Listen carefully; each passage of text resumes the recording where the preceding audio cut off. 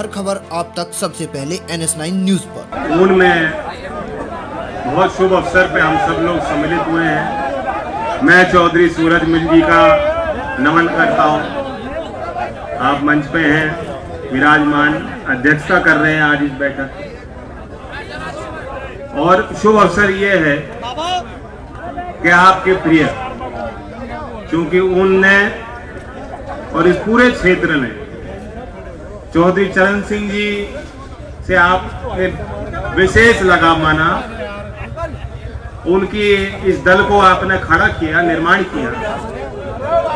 जब जब आवश्यकता हुई चौधरी अजीत सिंह जी को आपने ताकत दी, और आज चौधरी चरण सिंह जी की प्रतिमा लगा, क्योंकि समय बदलेगा, समाज भी बदल रहा है, बहुत चीजें बदल जाएंगी।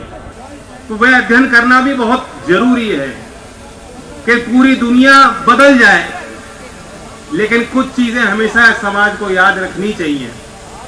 और उनमें से सही कहा था, अभी मैं सुन रहा था, आलम साहब भी कह रहे थे और भी वक्ताओं ने बात कही, पुरानी बातें याद दिलाई। एक बात तो सच्ची है कि चौधरी चरण सिंह अब दोबारा आपको मिलने वाले नहीं है। उनका जैसा नेतृत्व, ईमानदारी और काफी हद तक सरलता, उनकी सोच बिल्कुल साफ थी।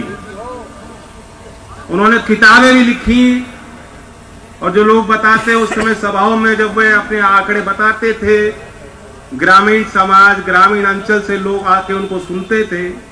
बहुत चीजें उनको समझ नहीं आती, लेकिन वो ये जानते थे अगर चौधरी चरण सिंह जी कुछ कह रहे हैं, सोच विचार कर कह रहे होंगे, सोच समझ कर कह रहे होंगे, हमारी हित की बात कह रहे होंगे। और उस विश्वास के साथ लोगों ने उनको ताकत दी। चौधरी चरण सिंह जी लोकतांत्रिक व्यवस्था, लोकतांत्रिक प्रणालियां, जो प्रोसेस, जो प्रोसीजर, जो सिस्टम है, व्यवस्था है, उसको बहुत बेहतर तरीके से समझते थे। और उस व्यवस्था से आपको उन्होंने जोड़ा।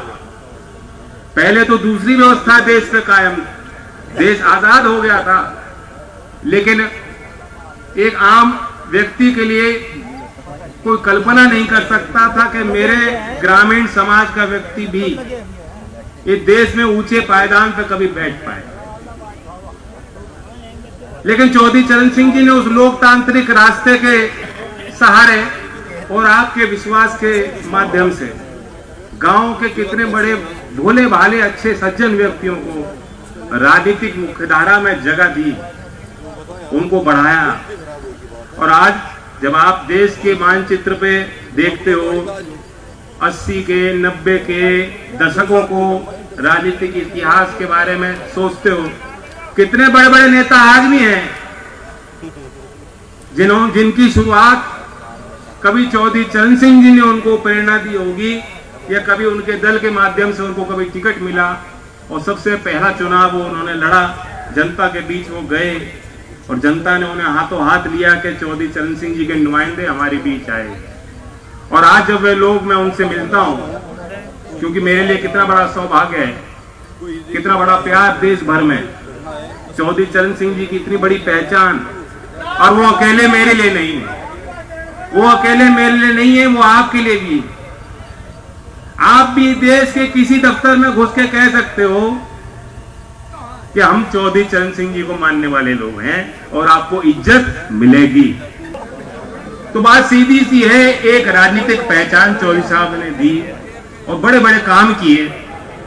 इतने ज्यादा काम बड़े ऐतिहासिक उनके कलम से हुए हैं कि उसका प्रभाव आज भी आपके जीवन पे पड़ता है। लेकिन आज आप ये इस पे सोचिए, गौर कीजिए कि जो राजनीतिक पहचान आपकी थी, आज वे राजनीतिक आधार, वे दायरा नहीं है। हम लोगों को फैसला लेना होगा, हमें उस दायरे को बढ़ाना है कि नहीं बढ़ाना है। आज इस देश में जब राजनीति दूसरे मुद्दों पे होने लगी है, क्या हम ये नहीं समझते कि हमारे मुद्दे तब मजबूत होंगे जब हमारा राजनीतिक दबदबा होगा, हमारी राजनीतिक संख्या बनेगी, हमारे राजनीतिक प्रतिनिधित्व बढ़ेगा, देश के सदन में गिनती बढ़ेगी, तभी हमारे मुद्दे सुने जाएं। वरना आप लोग सड़क पे भी बैठते हो। 13 महीने सड़क पे बैठ के किसानों ने जीत दर्ज की, लोगों ने की आंखें खोली, लोगों को ये पता लगा कि हाँ किसान वाकई दुखी है। लेकिन वो जीत भी अधूरी थी, क्योंकि जिन मुद्दों को लेके आप गए, जिस बात को लेके आप गए, आपका दर्द ये था कि किसान को लाभकारी मूल्य नहीं मिलता। जितनी मेहनत किसान कर रहा है, मजदूर कर रहा है, गांव के बच्चे कर रहे हैं, हमारे नौजवान, आगे क्या होगा, एक चिंता। क्योंकि हमारे पश्चिमी उत्तर प्रदेश में आप देखेंगे जमीन बहुत बढ़िया है, देश के राजधानी के करीब इलाके में आप रहते हो, अब एनसीआर में आपकी गिनती आ गई, संपन्नता भी है कुछ घरों में। यहाँ कुछ घरों में मैं देखता हूँ कि आपके अच्छे बाग भी हैं, मकान भी अच्छे बना लिए, गांव में ट्रैक्टर भी हैं, ट्रैक्टर तो पहले खरीदते हैं, भले सामर्थ्य हो या ना हो, तो वो चीजें हैं। लेकिन वह तो एक ऊपर की परत है, थोड़ा सा कोरे दोगे तो पता लगेगा कि कितनी तंगी है, कितनी चिंताएं हैं। 5-10 बीघे का किसान भी ये सोच रहा है कि मेरी अगली पीढ़ी क्या करेगी, क्या करेगी, क्या सहारा उसका बन पाएगा। और अगली पीढ़ी से बैठ के बात करो, जिस तरह आपने खेतों में मेहनत की है, ये अगली पीढ़ी तो नहीं करने वाली है। इसके लिए नए औजार इसे देने पड़ेंगे, नई ट्रेनिंग इसको देनी पड़ेगी, नई शिक्षा इनको मिल पाए, नए काम इनको मिल पाए, ये बहुत बड़ी चिंता है इनके लिए। तो सब कुछ तहस नहस सा लगता है लोगों को, बहुत बड़ी चिंताएं हैं। और ऐसे वक्त पे जो सरकार आपके वोट से बनती है, वे इन मुद्दों पे बिल्कुल मौन हैं, शांत हैं। मैं देश के सबसे बड़ी पंचायत का सदस्य बन गया, लेकिन मुझे भी मायूसी होती है ये देखकर कि जो आपके सरोकार के जो मुद्दे हैं, जो जमीनी विषय हैं, जो चुनौतियां हैं, जो आपकी चिंताएं हैं, देश के सदन के माध्यम से उनका समाधान नहीं हो पा रहा। देश के महामहिम राष्ट्रपति ने पहला अभिभाषण अभी दिया, उस पर भी चर्चा सदन में हुई, लेकिन आप गौर कीजिएगा कितने बड़े बड़े मुद्दे जिनकी चर्चा ही नहीं हो पाई। देश के राष्ट्रपति देश के संविधान के 53वें अनुच्छेद के अनुरूप देश के आर्मी के, मिलिट्री के सुप्रीम कमांडर हैं, और उसी मिलिट्री के साथ मिलिट्री की पूरी जो भर्ती की व्यवस्थाएं थी पूरी तरह से बदल दी गई हैं। जो पहले पुरानी व्यवस्था थी पूरी तरह उसे चेंज कर दिया गया है। मिलिट्री का क्या स्वरूप बनेगा ये अभी अनिश्चितता है, ना आप समझ पा रहे हैं ना हम समझ पा रहे हैं। लेकिन 1-1.5 घंटे के अपने अभिभाषण में जो सुप्रीम कमांडर है मिलिट्री की, राष्ट्रपति हैं हमारी, वह एक शब्द इस पर नहीं बोल पाई कि जो नई योजना सरकार लाई है अग्निपथ, उसका अच्छा प्रभाव परिणाम क्या होगा। 2021 में देश में गणना होनी थी, गणना का मतलब गिनती, सर्वे, सर्वेक्षण। दुनिया में सबसे बड़ी एक्सरसाइज प्रक्रिया होती है जिसके आधार पे सरकारों को जानकारी मिलती है, वो आधार मिलता है कि कैसे फैसले लिए जाएं, हमारे पूर्व में लिए गए फैसलों का क्या प्रभाव पड़ा है आपकी आय पे, कितना कर्जा आप पे है, आपके घर में कितने सदस्य हैं, उनकी आर्थिक माली स्थिति क्या है, रोजगार की स्थिति क्या है, कितने बच्चे हैं। हमने 2011 में किया, हर 10 साल में एक बार होना होता है, लेकिन अभी 2025 तक भी भारत की सरकार सेंसस कराने की स्थिति में नहीं है। यानी 2025 में जो सर्वेक्षण होगा उसका भी अध्ययन होगा, इतनी बड़ा डेटा आंकड़े आते हैं, उसको इकट्ठा करके देखा जाएगा, उस पर अध्ययन होगा, तो आप 6 महीने 1 साल तो उसके ऊपर और लगा लीजिए, तो कुछ जाके 2026 में बात समझ में आएगी कि क्या हुआ। और उसमें भी जाति व्यवस्था खत्म नहीं हुई देश में।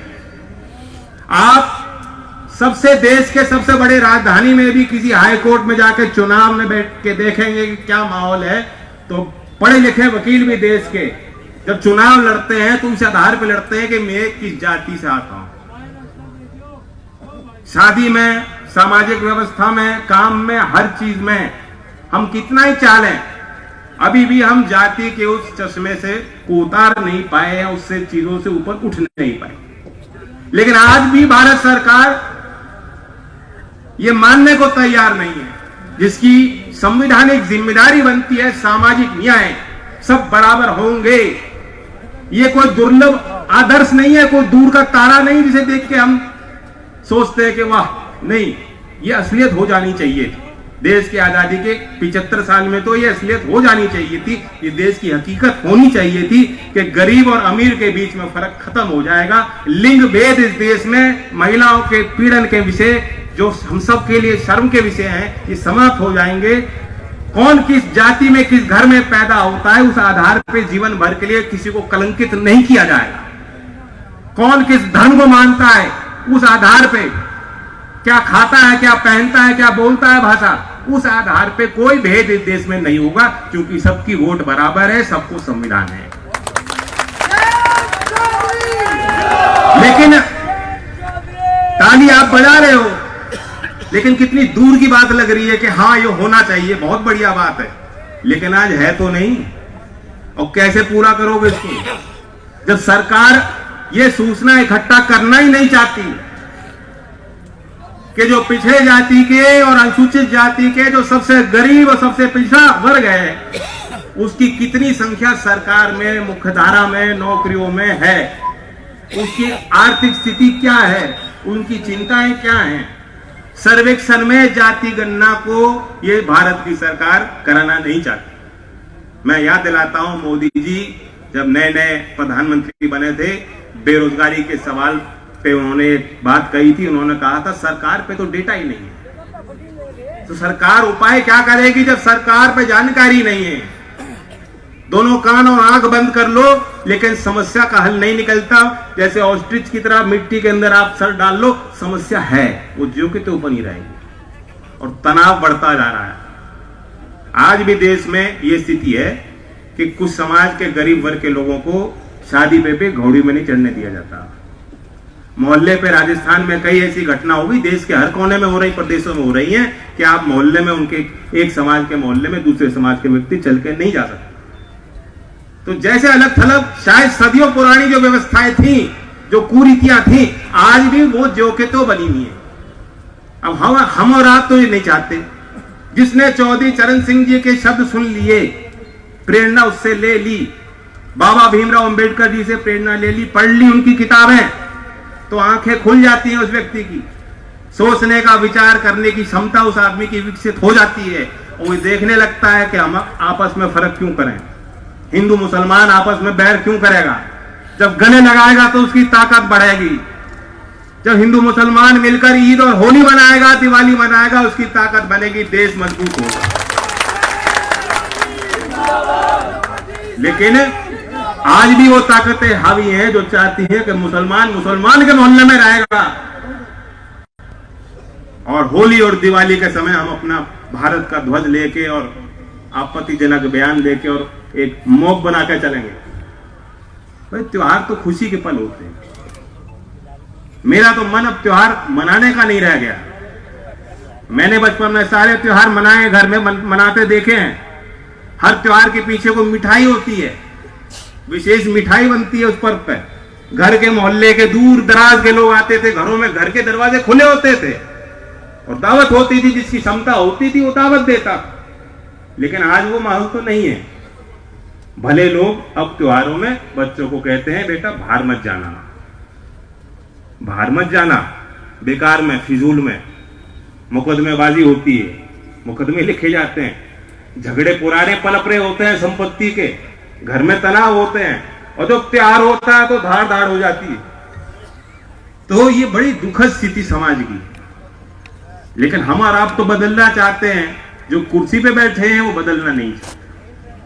ये देश में इसको बदलना है, इन चीजों को, तो सामाजिक क्रांति की जरूरत है। जो सामाजिक क्रांति एक समय जो चिंगारी आपने चौधरी चरण सिंह जी के समय चलाई, बहुत लोग रहे, क्रांतिकारी लोग रहे, बाबा श्यामल, विजय पथिक जी, हम उनकी जयंती मनाने राजस्थान गए, पता लगा कितनी बड़ी शख्सियत, कितनी बड़ी उन्होंने क्रांति करी, कैसे क्रांतिकारी उनके विचार थे।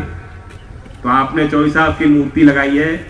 मैं उम्मीद करता हूं कि उससे आप प्रेरणा लेंगे, अगली पीढ़ियां पढ़ेंगी, समझेंगी, बहुत कुछ हमें करना है। गन्ने की आपको पता है क्या स्थिति है, यहाँ जो मिले हैं इस साल में गन्ना आपने डाल दिया है, इस साल का 1 भी रुपए का जो आपका भुगतान था, मुजफ्फरनगर में हो या शामली में हो, मैं आपसे पूछूंगा क्या भुगतान इस साल का किसी को मिला है? किसान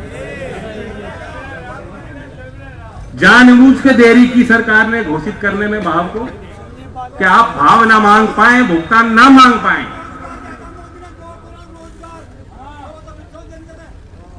और सारी बात है, अब तो वो जमाना नहीं रहा कि चीज छुपती है। आपको सारा पता है, जो कहते थे 15 लाख बाहर से पैसा काला धन आएगा, काला धन आप में बटेगा, तो कौन हिसाब ले रहा है? चौकीदार तो चोर है। आपको ही हिसाब लेना पड़ेगा, आप ही को पूछना पड़ेगा भाई जाति गणना क्यों नहीं कर रहे, 14 दिन में भुगतान क्यों नहीं कर रहे। आज आलू किसान का क्या दुर्दशा है कि आलू 4.5-5 रुपए, उसकी लागत 10 रुपए की है। क्या करेगा किसान? कोल्ड स्टोरेज से, जिस कोल्ड स्टोरेज में किसान डाल रहे हैं उससे बाहर नहीं निकाल पाएंगे, कहां लागत उनकी पूरी होगी? तो ये सरकार की जिम्मेदारी बनती है, सरकार ये देखे। और ऐसे वक्त पर बिजली की बिलों की 23% तक, आपके जो गांव की जो बिजली है, घरेलू जो बिजली है, 23% वृद्धि का प्रस्ताव आपकी प्रदेश की सरकार ने आयोग को दिया।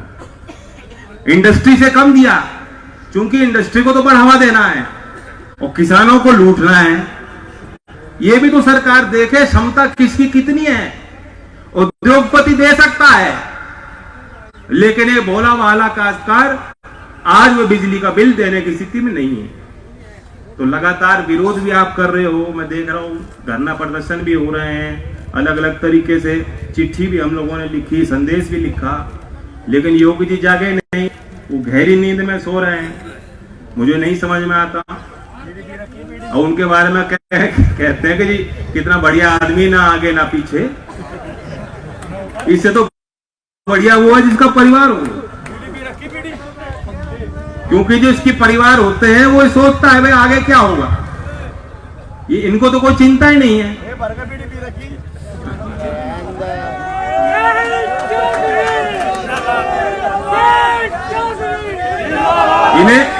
इन्हें तो वो बनी दिख रही है, इनकी माँ जो इन्हें सता रही है, जो आपको सता रही है खेतों में।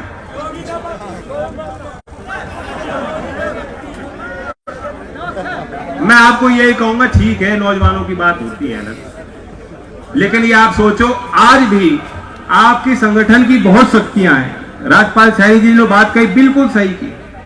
भाई सामने वाले झूठ बोल सकते हैं, बोल रहे हैं, बड़े बड़े वादे करते हैं, जो बात उन पे घेरा जाता है तो दूसरी बात लेके आ जाते हैं कि पुरानी बात भूल जाए लोग। बिल्कुल बिल्कुल बोले, झूठ बोले, बड़े बड़े झूठ बोलते हैं, लेकिन हमारा आदमी भी, आप भी बात समझ जाना जानते हो अपनी बात कैसे समझाई जाती। आप सबकी जो एक एक यहां बैठे हैं, आप सबका बहुत बड़ा दायरा है, आपके अंदर बहुत बड़ी शक्ति है काम करने की। मैं इतनी मेहनत नहीं कर सकता, 10 गुना मुझसे ज्यादा मेहनत आप कर सकते हो। और अगर मैंने ये ठान ली, चौधरी अजीत सिंह जी के जयंती पे हमने जन्मदिन पे उसको शुरुआत की, इस संसद के सत्र के बाद एक व्यवस्थित तरीके से उस अभियान के तहत मैं गांव गांव में जाऊंगा। अगर मैं कर सकता हूं काम, तो मुझसे 10 गुना ज्यादा काम आप कर सकते हैं। और आज स्थिति यह है, मैंने गांव में जाके देखा, कोई किसी को पूछ नहीं रहा। ये सब हवाई तंबू हैं कि बीजेपी का इतनी शाखा है और आरएसएस है और ये कितने संगठन हैं, ये सब सरकारी तंत्र से मौज लेने में व्यस्त है। इनकी मीटिंग होती रहती है, चाय पानी का इंतजाम होता रहता है, ये उसमें मस्त है। गांव में धरातल पे लोगों के घर में दरवाजा खटखटा के लोगों के पूछने, तुम कैसे हो भाई, क्या तुम्हारी चिंता है, हम तुम्हारे लिए क्या सेवा कर सकते हैं। आज कोई गांव में नहीं जा रहा, मैं पूछूं कोई उनमें कोई आया कि किसी पार्टी का कोई प्रतिनिधि। लेकिन आप अगर कहीं जाओगे तो आपको सत्कार भी दिया जाएगा, बैठाया भी जाएगा बगल में, आपकी बात भी सुनेगी और सब लोग उस बात को समझेंगे, क्योंकि आप उनके भले की बात कह रहे हो, भलाई की बात कर रहे हो। किसान की पार्टी होनी चाहिए, किसान की ताकत होनी चाहिए, चौधरी चरण सिंह जी को मानने वाले लोगों की संख्या बढ़नी चाहिए। तो आज आप सब संकल्प लें कि हम सब इस आने वाले वर्ष में प्रयास करेंगे, क्योंकि 24 में कोई मजबूरी नहीं है। ये बताया जाता है देश में क्या करोगे, कोई मजबूरी है, मजबूरी में वोट करोगे। ये अपने लोगों को ताकत देने के लिए वोट करोगे, अपने मुद्दों को जिंदा रखने के लिए वोट करोगे, अपने परिवारों के भविष्यों के लिए वोट करोगे। हम जहां खड़े हैं बिल्कुल सही खड़े हैं, और कोई कारण होंगे कि हम विरोध की भाषा बोलते आए, ठीक है, हमारे जज्बे में रहा है। क्षेत्र में तो हमेशा मजा आता है लोगों को, धारा के साथ चलने में इतना मजा नहीं आता जितना अलग खड़े होकर अपनी बात रखने में आता है। लेकिन हम विरोध इसलिए कर रहे हैं कि सरकार की नाकामियां हैं। इस सरकार ने किसान के अन्नदाता के साथ घोर अन्याय किया, और इस सरकार झगड़े को बढ़ावा देती है, हिंदू और मुसलमान दो भाइयों को लड़ाने का काम करती है। इसके अलावा तीसरा इनके पास कोई मुद्दा नहीं है। तो इसलिए निजात पाना है। नौजवानों को मैं खास तौर से कहता हूं, मैंने नाम लिया था विजय सिंह पथिक जी का, जरा पढ़ना, कितने क्रांतिकारी विचार हैं। और उनकी एक बात कह के अपनी बात खत्म करूंगा, यश वैभव सुख की इच्छा नहीं, परवाह नहीं जीवन रहे ना रहे, इच्छा है तो ये है कि इस जग में स्वेच्छाचार दमन ना रहे। तो दमन नहीं रहना चाहिए। चौधरी चरण सिंह अमर रहे, भाईचारा जिंदाबाद, किसान मजदूर एकता जिंदाबाद। हर खबर आप तक सबसे पहले NS9 न्यूज पर।